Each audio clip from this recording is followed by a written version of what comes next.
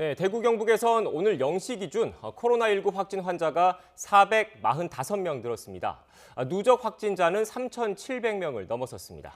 급증세가 계속되면서 경증 환자들의 치료와 관리를 전담하는 생활치료센터가 오늘 대구에서 처음 문을 열었습니다.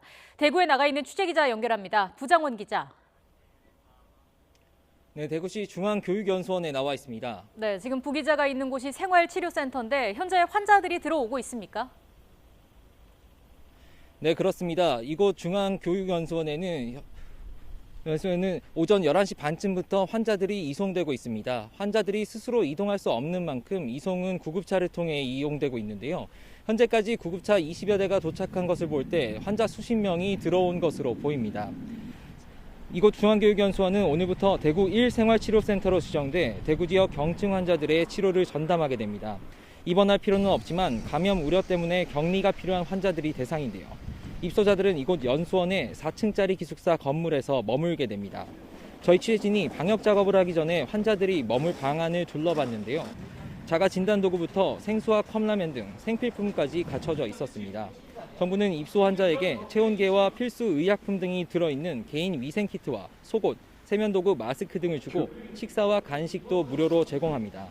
그동안 코로나19 확진 환자의 80%는 상태가 위중하지 않은 경증 환자였지만 일괄적으로 입원 치료를 받아왔는데요. 대구에서는 최근 입원도 못하고 집에 격리돼 있다가 사망하는 안타까운 일이 잇따랐습니다.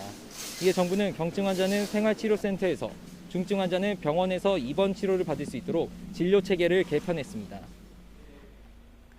당장 오늘부터 문을 열었는데 앞으로 운영 어떻게 되나요?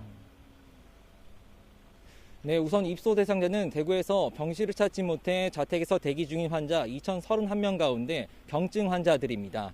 이 중에서 중앙교육연수원 기숙사 객실 160개에 머물게 되는데요. 방 한 개마다 환자 한 명이 머물게 될 상황입니다.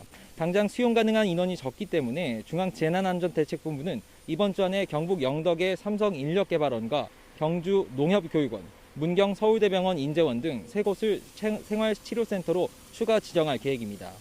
이렇게 되면 대구 경북 지역에서 모두 4개 시설, 객실 710개가 확보됩니다. 이곳 중앙교육연수원의 의료관리는 경북대병원이 맡는데요. 내과와 가정의학과 전문의 그리고 간호사 등이 24시간 상주하면서 모니터링과 치료를 병행하고 심리지원과 생활지원도 이뤄집니다. 센터에는 의무실도 설치됐는데요. 의료진을 위한 레벨 D 방호복 1,000개, 방역용 마스크 3,000개, 라텍스 장갑 2,100개 등 의료물품도 마련됐습니다. 다만 말 그대로 입원 치료가 불필요한 경증 환자들이 대상이기 때문에 상태가 나빠지는 환자의 경우 다른 상급병원으로 옮겨질 전망입니다. 퇴원 기준은 아직 정해지지 않았습니다. 발열이나 호흡곤란 등 증상이 좋아지면 일단 퇴원시키고 최초 증상이 나타난 뒤 21일이 지날 때까지 자택 등에서 격리하는 방안이 논의되고 있습니다. 지금까지 대구 중앙교육연수원에서 YTN 부장원입니다.